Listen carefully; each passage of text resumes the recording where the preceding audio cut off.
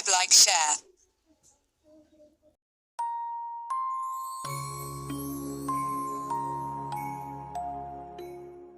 Burma coup resistance notes August 15, 2022 ethnic regions in Kawthoolei Dooplaya District, Kawkareik Township on Burmese maps. Karen forces attacked the police station in Kaw T'Ree town, Kawkareik this morning. A firefight lasted 15 minutes, after which junta troops blocked town streets.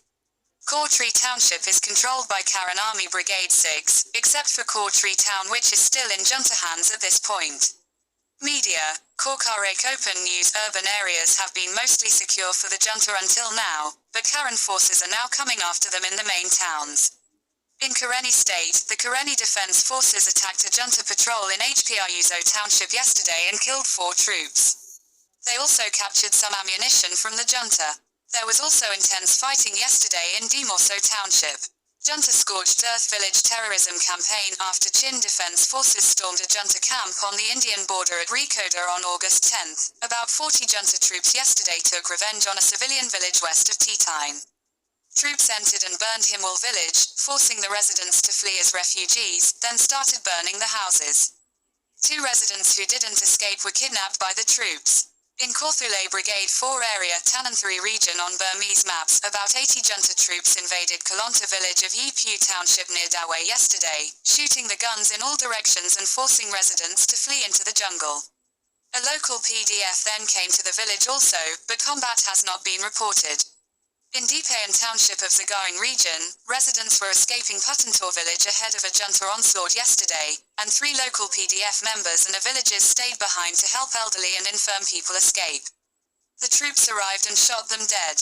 In Tamu on the Indian border, junta troops kidnapped a local merchant and demanded ransom from his family. When the family couldn't pay, the troops beat him to death. His body was released yesterday showing deep facial bruises. Another local man was beaten by troops who stole his motorcycle. He walked home but died from his injuries 2 days later. Another man who couldn't escape from his village was burned to death, and 2 instructors at an agricultural training school in Hpruso Township were tortured to death after a PDF bomb hit a junta convoy on an area road. An elderly couple was killed by shrapnel from a junta mortar in a civilian area of Mying town in Magway region. All of this happened during the recent days. People's Defense Forces PDFs. In Zagaring region, a PDF coalition attacked a junta checkpoint in Monawa this morning on the Mandalay Road, firing at close range and killing 6 troops or more.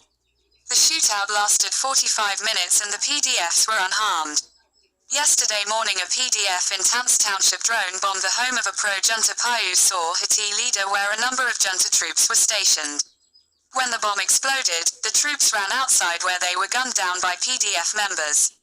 7 or more troops were killed and others wounded. In Indore Township yesterday, a PDF drone bombed a group of 10 junta troops who were guarding a camp at a Buddhist monastery in Kamphu yesterday. 5 were killed on the spot and 4 others wounded by the blast. There is an update on the aftermath of the August 11 to 14 battle in Yinportai on the Kali-Gangor Township border. It started when the junta landed troops in a helicopter on August 11th. After a Russian-supplied helicopter fired on the village for 30 minutes yesterday, 4 PDF fighters were missing. Since then 2 were found dead and the other 2 were rescued. At least 10 junta troops have been killed, but local sources say the junta piled some of its dead, perhaps as many as 30, into a motorcycle repair shop and burned them, so the number of junta casualties isn't known. 3 more PDF soldiers were killed in battle yesterday. The burned bodies of at least 6 villagers were also found along with a teenage boy and girl who had been shot dead, and there are other bodies waiting to be identified. 10 other villagers were injured by helicopter gunfire, and 23 men were kidnapped as hostages. As the troops left Yinportai, some were blown up again by PDF landmines.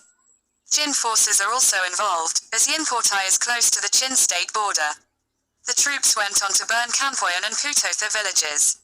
In Magway region, PDFs continue the daily attacks on a junta Hpruso village destruction gang on Yelaguin Island in the Irrawaddy River, Yesagyo Township. The attacks are in the 3rd day. Casualties aren't known, but the PDF's goal is to hamper the junta's terror attacks on villages. A marching column of 150 junta troops was attacked by 11 PDF bombs yesterday, killing 4 troops and wounding 2. In Mandalay region Madaya Township, a PDF blew 2 roadside bombs on a convoy of 4 junta vehicles yesterday, killing 4 troops including an officer.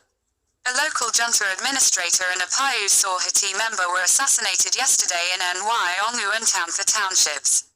Urban warfare in Yangon, junta troops attacked and trashed another public market yesterday near where a protest march took place the day before in North Dagon Township. In Naypyidaw, junta troops raided a PDF camp in Yetishe yesterday, capturing 2 fighters and a large number of guns and some rocket-propelled grenades. The seizure was corroborated by the PDF itself. The prisoners will likely be tortured to death according to standard junta practice. Civil Disobedience Movement (CDM). During calendar 2022 to date, the junta has revoked the registrations of more than 3,000 private companies, out of a national total of about 60,000 companies. The normal rate of deregistration is 100 to 300 per year. Since the coup, many companies have gone bankrupt and are no longer filing reports with the government, leading to deregistration. These bankruptcies are concentrated in the fields of construction, export trade, and tourism, which have been heavily impacted by the civil war and the junta's currency and banking control measures. On the other hand, new company registrations, while few in number, are mostly filed by individuals closely related to the junta cronies, and these are mostly being set up to profit from regime expenditures. Burmese singer Kaw T'Ree finished a 20-concert tour in America yesterday with a show in the state of Maryland, which raised over $50,000. During the 20 concerts, Kaw T'Ree raised $1.1 million for people in Burma affected by the civil war and for People's Defense Forces. He says that if he can get a passport, he may continue in other countries. Burmese expatriates in Korea have also raised over $1 million for the National Unity Government.